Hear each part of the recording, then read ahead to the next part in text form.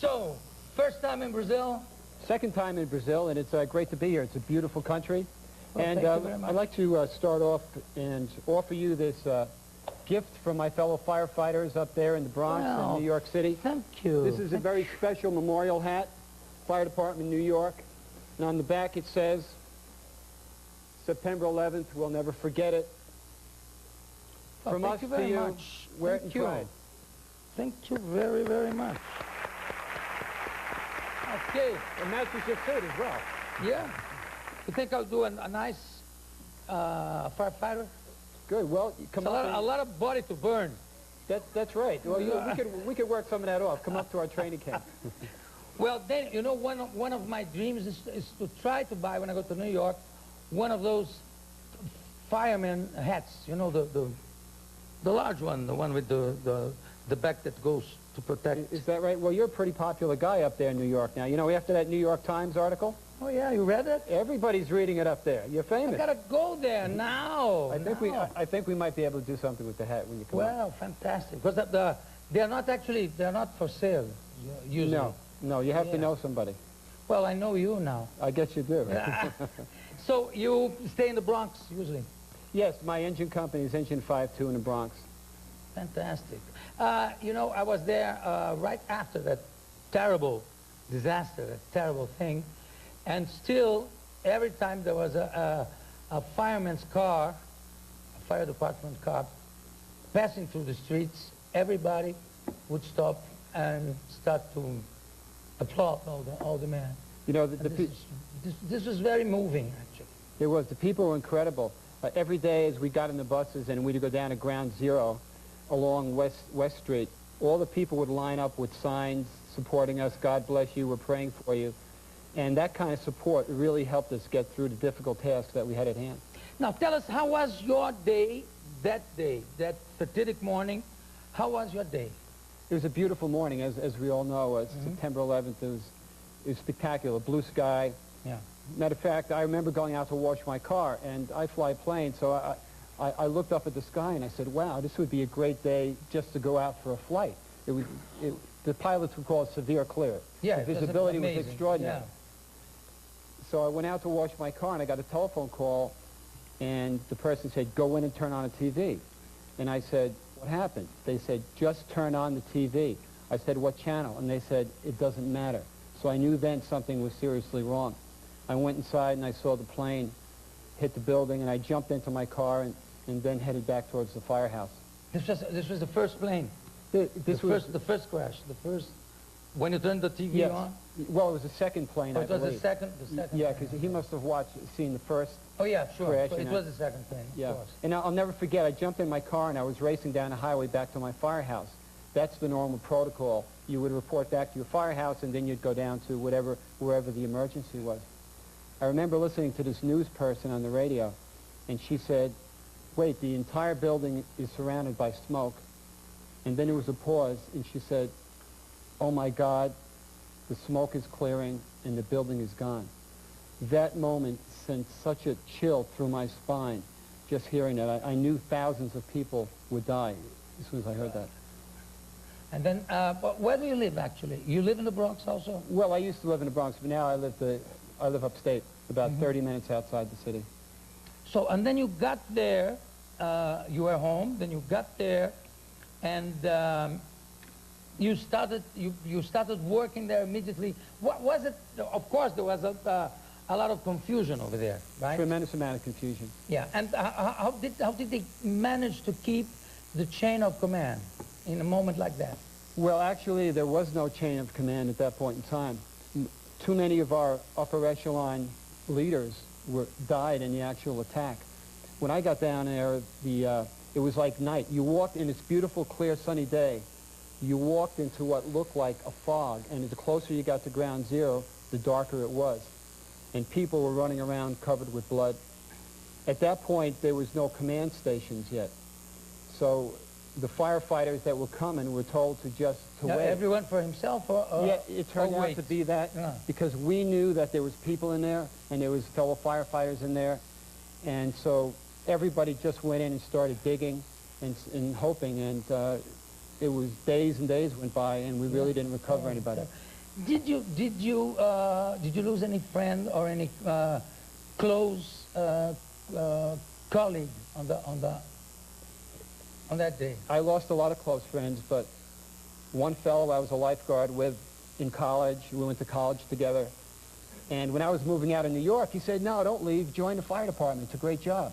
So he helped me train, and he talked me into joining the fire department 24 years ago, and we've been buddies ever since. We worked together, and unfortunately he passed away at the Trade Center.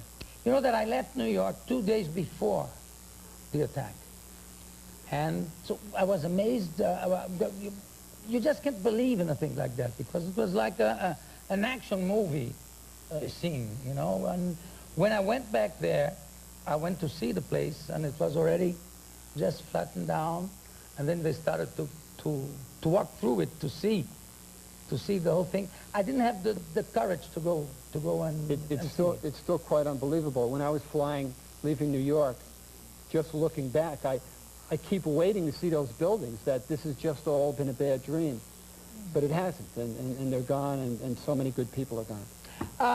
Would you mind if I show some of these moments here? And Not at all. A clip of it? Ok, Willem, solta aí pra gente ver. This is something amazing, because there's this firefighter there, and then he sees the plane passing. It's incredible footage. Look at that.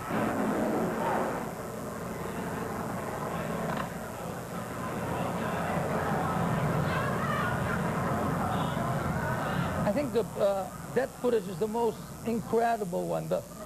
This one and the first one, because by an amazing coincidence, there was this guy with a camera, and what was this other firefighter doing in that street there, you know? Well, yeah, actually what he had in his hand was a gas detector, and they received an alarm to go out and check for a gas leak in the street.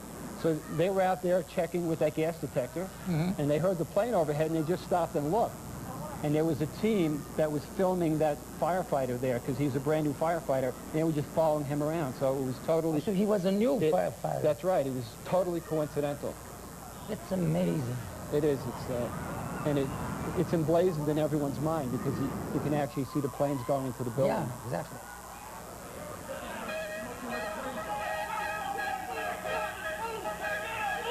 Now you see that smoke is...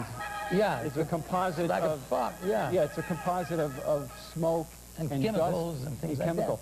I was working in the Trade Center for a long time, and I never saw a telephone or a computer. Everything was instantly vaporized, and that's what that gas was, that smoke. And there are some people who managed to escape almost by miracle. People that were still inside the building when it started to collapse. Yes, there was a few miracles. And the one fire team happened to be in a staircase between the second and third floor. And in that particular building, the nucleus of the building was the strongest part. So when it collapsed, it was still a miracle. But they were actually in one little flight of the stairs, and 5 of them survived. It was absolutely incredible. And the reason they survived is when they were walking down the stairs, they met this lady, and they slowed down to give her a hand. Had they not, they would have been outside and crushed by the building. So the lady is calling them the guardian angels, and the firefighters were calling the lady the guardian angel, because she slowed them down enough so they were in that little bit of staircase protected.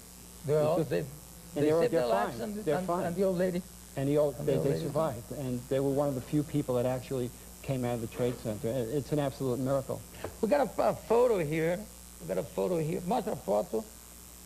Well, it's absolutely incredible. A lot of firefighters are getting tattoos, and people who would never get a tattoo. Oh yeah, it's the towers there. Yes, they never want to forget it, and they never want to forget their lost brothers. One of the incredible things. Look at that. And many of them are doing that. That tattoo. Even people who would never get a tattoo are getting it. Look at that. Tell me something, Daniel. Of course, this was the worst the worst disaster that you could think and see.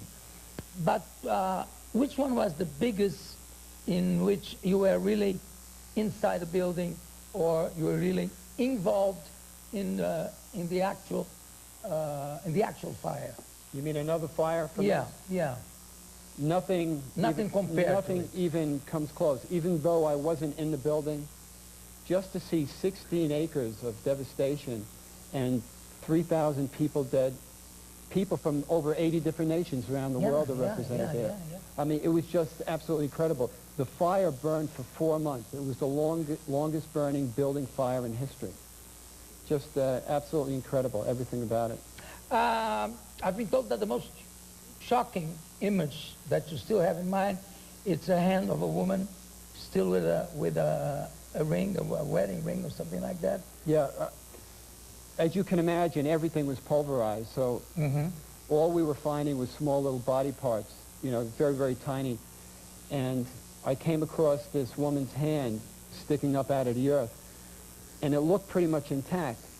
And it really wasn't attached to anything much else.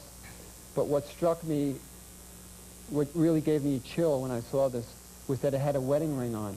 And for some reason, that made it real to me. Like, this woman had a husband and a family. She had a ceremony. Children. It symbolized a life. And I still picture that today. Symbolized a whole family, actually. Yeah. And I think it must have happened, I don't know, this trying to take the people up there, trying to lift stones that were impossible to lift. I mean, because at a time like that, everybody tried to help and tried to move things that just can't be moved because it's too heavy and because it's still very hot, because the temperature must have been very, very high. Still very, very high. Right? It was an incredible sight because you had these huge steel girders, but yet there were hundreds of us on a pile just digging with buckets in our hands and little scoops. Wherever we could, we would reach underneath because there was no other way to get down there. And at the beginning, there was nothing we could do. We didn't have the cranes there, and it was a very hopeless feeling knowing that there were 3,000 people in that pile, and we couldn't get to them. Well, you're retiring when? Yes, actually, I'll be retiring on November 1st. After how many years? 24 years. It goes fast. But you're very young. You're still very young, right? But you're 38, 39. Well, it's all relative. I was just told that the median age of a person here in Brazil is 45. So I'm an old man. I'm 53. But you sure don't look it. And do you think anything could happen or will happen on next 11th, this year? Well, I think something good happened. Tomorrow, actually, yeah. I think something good happened on September 11th, 2001. People came from all over the world and all over the country, and they were working as a team at Ground Zero. And to me, that symbolized the indomitable human spirit, people coming together, helping, and people came from all nations. Brazil was sending up their love, and they had all sorts of ceremonies, and people from all over were helping out. And to me, I want that to be a legacy for me of 9/11, of people working together. But what I mean tomorrow is, do you think it's possible that they try another terrorist attempt or something like that just because of that date? Well, the thing with terrorism is, I believe they like to strike when they're not expected. Yeah. And to me, that could be any day of the week. Well, Daniel Daly, I want to congratulate you for your work, and I want to thank you very much for being here on the show. And next time I'm in New York, I'm going to look you up and look for that hat. Good. Thank you very leave much. my card. It's been a pleasure. Thank you. Daniel Daly.